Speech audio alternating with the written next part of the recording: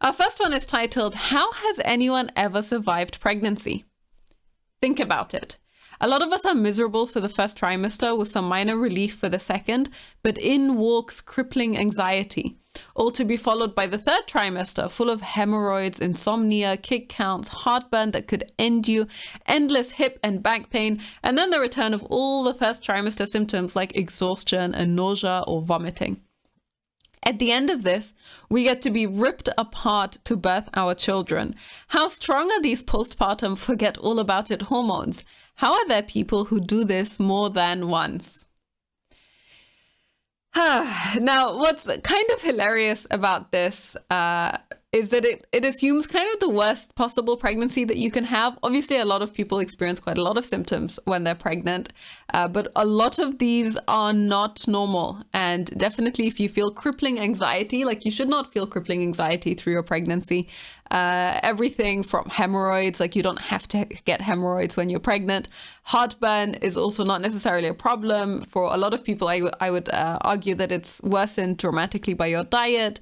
The endless hip and back pain, just also, yes, a lot of people will get at least some hip and back pain, but again, it doesn't have to be so bad so long as you look after yourself and you watch how you're interacting with the world and how you're sitting and how you're laying, how you're resting, and so on. So pregnancy does not have to be this bad at all.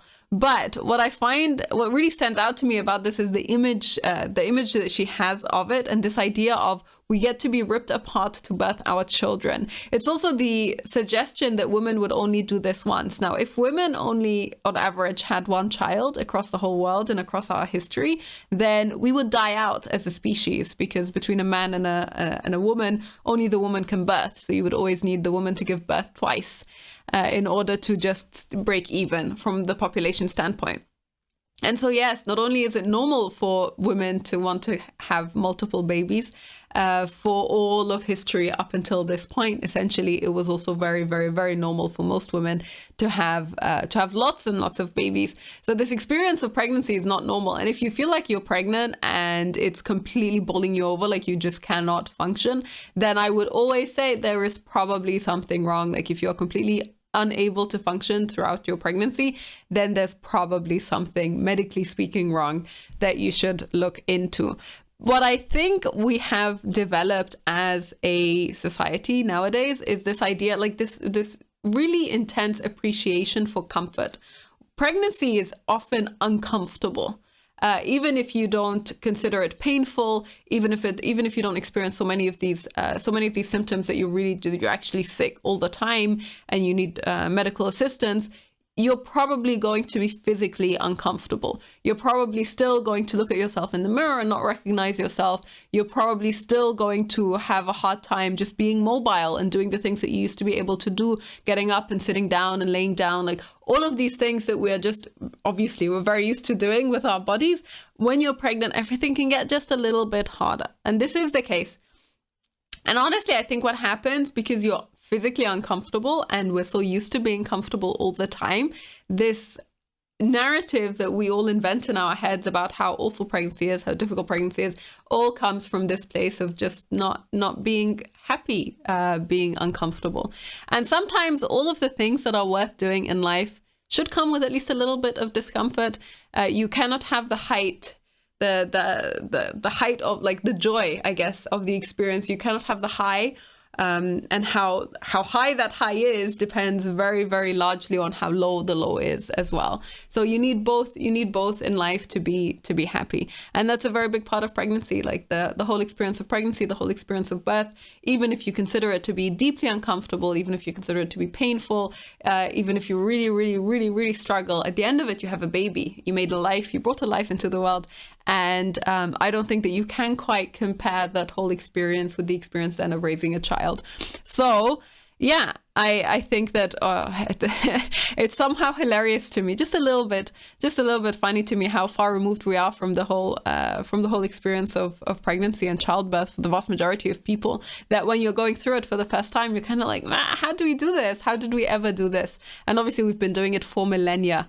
You can read here some of the comments. This person says, I felt nothing with my first. I was never nauseous, vomited once the entire time, but that was because of the 3-hour glucose drink. Smooth sailing. This one hasn't been bad, but I'm definitely excited to never be pregnant again. The amnesia is real though. For me, it's from the newborn phase.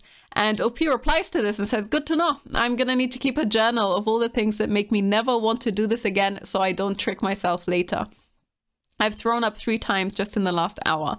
Now, obviously, I think it really sucks when people get actually sick and when they really struggle. I think it's really unfortunate, and I feel so bad for them. And I'm sorry that there are some people who experience pregnancy in that way. It makes me so sad, though, that you feel like, oh, hey, I'm gonna write down everything that I hate about this and remind myself of that, just so that I always remember exactly how awful it was. Now, what the fallacy about doing that, for the record, is that the vast majority of people have a totally different experience every pregnancy that they have. So even people who have like 3 or 4 pregnancies, I guess who have 3 or 4 children and who go through all of those pregnancies, they will tell you, yeah, maybe my first pregnancy was great, my second one was not so good, my third one was great again, and so on and so forth. Like, it's pretty normal that every pregnancy is unique and every experience is unique, and you cannot assume that, hey, just because I had a great time this pregnancy or I had a bad time this pregnancy, then the next pregnancy is going to be exactly the same. Although obviously there is a little bit of correlation. So if you have some illnesses throughout your first pregnancy, it's likely that you'll get them in your second. And so I think it's really sad to be like, yeah, I'm going to sit there and just remind myself of all the bad, so that I never think, oh, maybe it's worth having a baby, having a second baby if I want to have one. The next one says, this is so me. My first, I actually had a pretty decent pregnancy, but the end of pregnancy is always aches, pains, little sleep, and hormonal. My second, I despised being pregnant. I had terrible nausea and I was just so tired my whole pregnancy, along with all the other lovely symptoms. And I swore I wouldn't want to get pregnant again. It's the tiny human at the end that definitely tricks you into doing it again. My 2 and 4-year-old had me craving one more. Still don't love being pregnant, but I'd say this one is more tolerable than my second. It's also a really weird feeling if you couldn't wait to get the baby out and are then craving having the baby back in utero after giving birth. That's me every time. I just miss all the kicks and them feeling safe inside of me instead of anxious about all the things that could happen to the baby. And so that's kind of my point in terms of people have very different experiences from pregnancy to pregnancy. But yeah, the idea of being so scared of it, and there's just a question, how has anyone ever survived pregnancy? Makes me feel like we've gotten so far from the experience that the vast majority of people had when it came to getting pregnant, where it was normal, where you always saw people around you who were pregnant, where you also saw the kids and engaged with the kids from that, engaged with the kids that were born from that as well. And you didn't have this feeling of like, oh my God, what are we even doing here? I honestly think that probably a large part of it is also that we're having kids later and later. So not only are we having kids more rarely, so we're not going through so many pregnancies, we're also, generally speaking, on a societal level, having kids a little bit later as well. And I believe the experience of pregnancy in your mid-30s is very, very different from the experience of pregnancy in your early 20s, for example, both in terms of how much it takes it out of you physically and how quickly it is you're able to recover afterwards. So we have, traditionally speaking, survived pregnancy because it's actually not that risky if you're young and you're healthy and everything else around you is going pretty okay. And most of the symptoms that people spend ages complaining about are fundamentally discomfort. Again, I'm talking only about healthy pregnancies where people don't have medical problems. Most of it is down to discomfort. And sometimes it's really good to just learn to be uncomfortable for a little bit and maybe to relish that as an experience. It's a very rare experience. It's a very individual experience. Like, you're not going to go through it, over and over and over again in your life. You can only do it so many times as a woman. And so maybe it's worth appreciating that experience as well. But it's definitely one of the things that a lot of people will say, what makes motherhood so hard is having to go through pregnancy to become a mother.